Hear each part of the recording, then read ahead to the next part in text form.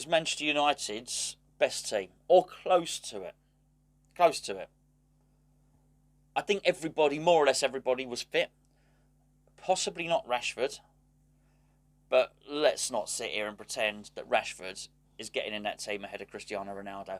It just ain't happening. It's not the case. In ahead of Fernandes, don't think so at the moment. Ahead of Pogba, no. I'm not even sure he would get in ahead of Greenwood at the moment. And let's be fair, you'd still have Jadon Sancho and, of course, Jesse Lingard in the way. Alex Telles, come on, it's Luke Shaw's place. That's his starting spot. Telles is probably the guy that plays if fit in the League Cup and things like that. Okay, so fine. But my point is that's Man United's best team. With a little tweak. People might say that Jadon Sancho should be in there. He's not done anything to warrant being in there. So far this season, Greenwood is better than Sancho. Simple as that. My point being, we've played an extremely strong Manchester United team and we did not embarrass ourselves. And here's the point. That was the strongest Manchester United team. That wasn't the strongest West Ham team. It wasn't, for the pure and simple reason that Antonio wasn't there. I think we suffered for not having Antonio in that team.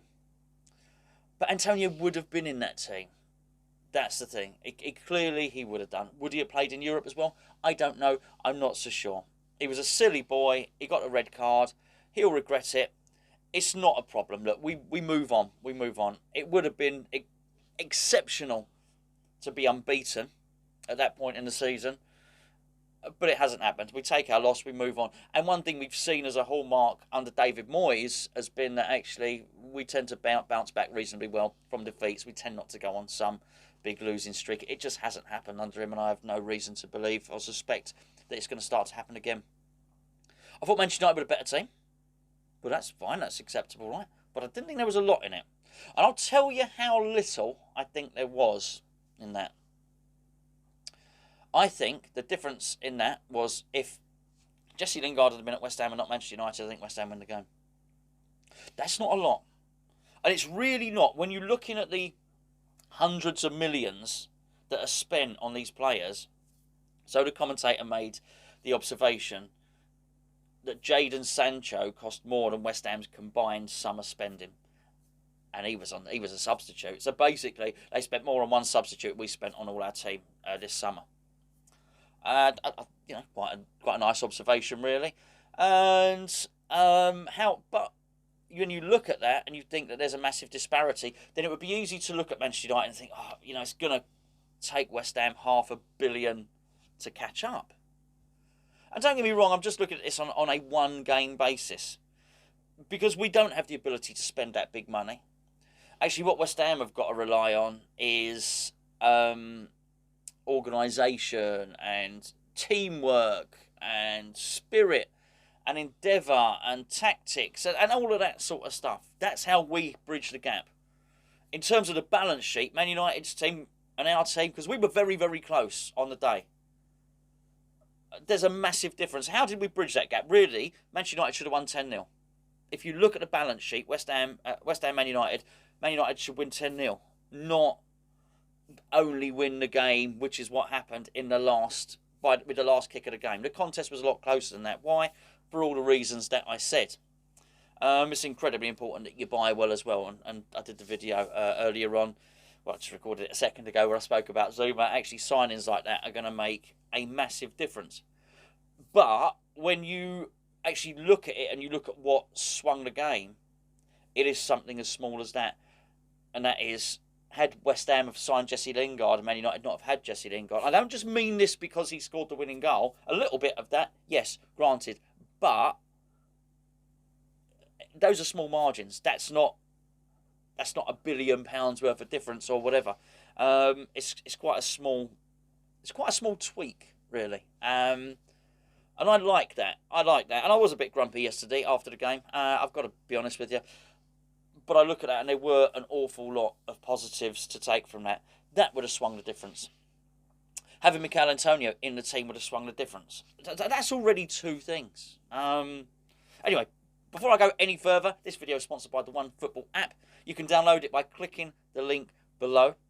You can aggregate all your West Ham news into one place just as soon as you download the app, which is free, by the way. It says, which team do you support? West Ham. And then what it'll do is put all the news together for you. You can actually organise it as well. Do you want transfer news? Do you want to listen, read yesterday's match report? No, thank you. We lost. The lineups, everything, you know, who's fit, the fitness room, the physio room, all that sort of thing. Very, very good app, and it's available in the link below. So with in mind that we were actually quite close to Man United, I thought this was a tremendously entertaining game, actually, and because we were in it at all times. And I don't want to overly beat up on Mark Noble. It's not his fault. I don't blame Mark Noble for wanting to take that penalty. I don't blame David Moyes for doing it. In many respects, it would have looked really smart and really clever, because David De Gea is crap at saving penalties. I mean, you know, it's just our luck that it happened like that. In hindsight, it wasn't the right thing to do. But I wasn't screaming that at the time. I've got to be honest here. I wasn't screaming at my telly, don't do that, don't let Noble take it. That I wasn't. I was actually... It was weird. I was actually thinking we're going to win this... we're going to draw this game. It would have felt like a win, wouldn't it? I thought this tactic is going to work. So I can't say that and then I overly criticise them. In hindsight, I was wrong, Moyes was wrong, Noble was wrong.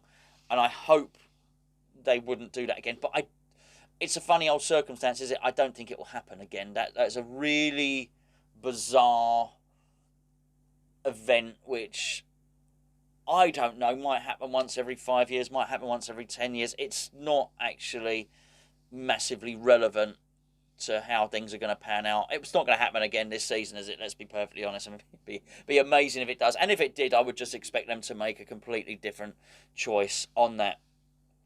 But there was much to be buoyed about, I've got to say. I'm sorry, it's already 7.5 minutes. I keep saying this. We'll have to deal with Vlasic tomorrow. I keep putting it off, don't I? And, you know, it's because anyway, doesn't matter.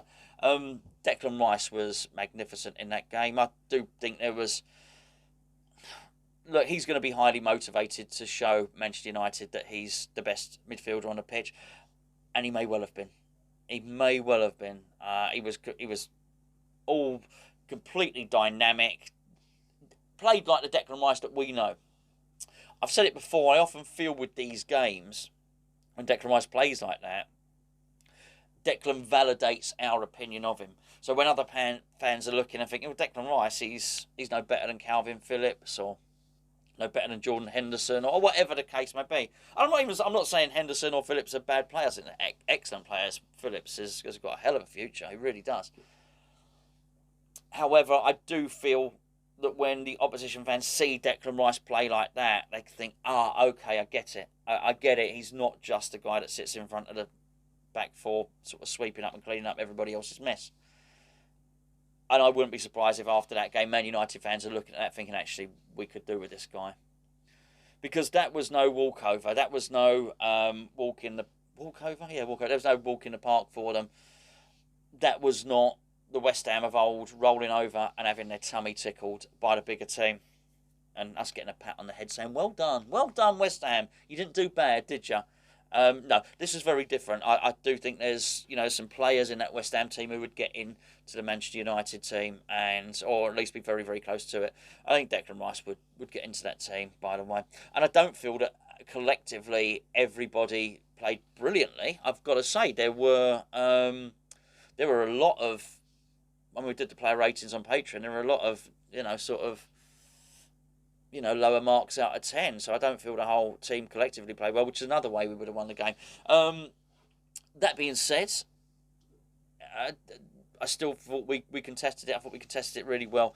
And because of that, I felt that there was a progression from David Moyes, let's say. And I felt the progression was that last season we didn't go there and really have a go at the bigger teams. And I felt there were times when bigger teams are weak. And I would class it as a game against Man United and certainly game against Liverpool last season where we didn't. I thought we could have gone for the jugular. I don't feel that after that Man United game. I'm not looking at that thinking we showed Man United too much respect. I don't think we did at all. I thought we went for them, and I thought we tried to kick them as well, which thought was very, very important. And there were a couple of occasions, I think with Varane and McTominay, where I felt that they'd had enough, and they, even though it was only 1-1 at the time, they were time wasting, and it was on the sort of 70 minute mark, and I thought, actually, this is really, really good. I found it an interesting concept that they would sort of almost have enough by that point. That clearly the manager Ole Gunnar Solskjaer hadn't had enough, and he thought that Man United could go on and win the game, and win the game they did. But I tell you what, it was very, very close, and bring it on. I was going to say I'm looking forward to the next game. I can't believe I'm saying this. I could always do without that League Cup, particularly bear in mind it's in Man United, because it may well, sort of block the copybook and make it look like we've had 2 defeats on the bounce. Because obviously, Man United's squad is so good, they can beat us anytime they want. And let's be honest, I think you're probably going to start with Krau. He's probably going to start with Yarmolenko. He's probably going to start with Ben Johnson. And not there's anything wrong with those players, but we're not going to be contesting it with our best players on the pitch. So anyway, funny enough, I've got to do that review a little bit later on. So I'm actually going to go and record that after I've had some poached egg on toast. Why not? Anyway, thanks for tuning in. Don't forget, OneFootball app, clickable in the link below. I will catch up with you tomorrow.